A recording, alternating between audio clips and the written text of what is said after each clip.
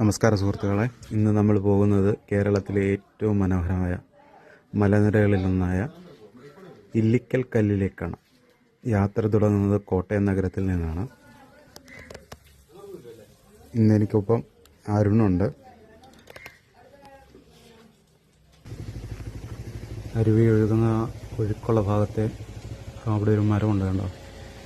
കാട് പോലെ പിടിച്ച് കിടക്കുന്നൊരു മരം. നല്ല രസമുണ്ട് അതിൻ്റെ ഇലകൾ കാണാൻ. അത് നമ്മുടെ കല്ലമ്മുളയുടെ ഉണ്ടല്ലോ, അതിൻ്റെ ഇല പോലുണ്ട്, മുളയുടെ ഇല പോലുണ്ട്. കോട്ടയത്തു നിന്ന് ഏകദേശം 45 കിലോമീറ്റർ ഉണ്ട്. നമ്മൾ രാവിലെ പോകാൻ വേണ്ടി വിചാരിച്ചിരുന്നതാണ്. രാവിലെ കോടയൊക്കെ കാണാമെന്ന് വിചാരിച്ചാണ്, പക്ഷെ നടന്നില്ല, കുറച്ച് താമസിച്ചു പോയി.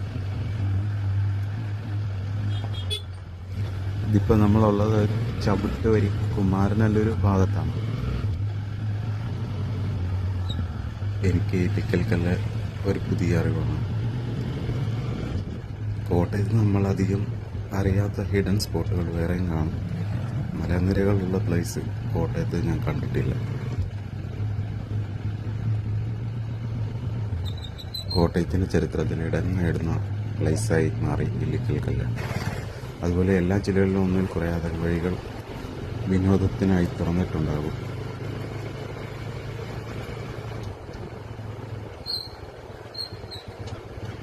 കോട്ടയത്തെ ആരാധനാലയങ്ങളെക്കുറിച്ച് പറയുകയാണെങ്കിൽ ഇവിടെ നമ്മുടെ ഏറ്റുമാനൂർ ശിവക്ഷേത്രം, പിന്നെ മണ്ണർക്കാട്ട് പള്ളി, അങ്ങനെ പലതുമുണ്ട്.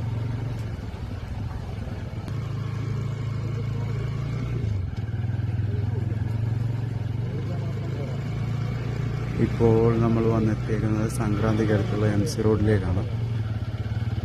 ഇവിടുന്ന് റൈറ്റ് പോയി കഴിഞ്ഞാൽ ഏറ്റുമാനൂർ പാലാ റൂട്ടിലേക്ക് പോകാം. ലെഫ്റ്റ് കുമാരനല്ലൂർ കോട്ടയം റൂട്ടാണ്.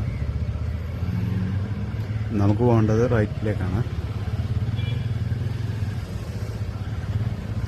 റോഡ് ബ്ലോക്കാണ്, ഭയങ്കര ട്രാഫിക്കാണ്. കുറേ നേരം നിന്നിട്ടാണ് ഇപ്പോൾ പോകാൻ പറ്റുന്നത്.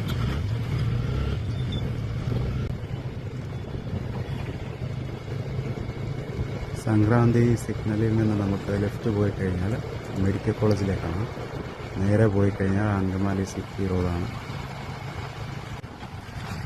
MC റോഡിൽ കയറി കഴിഞ്ഞാൽ പിന്നെ കണ്ടോ, ആകാശം, രണ്ട് സൈഡിൽ ബിൽഡിങ്, മരങ്ങളും നാട്ടിൽ നിറഞ്ഞിരിക്കുന്ന ഒരു പ്രകൃതി സൗന്ദര്യമാണ് ഇതിനുള്ളത്.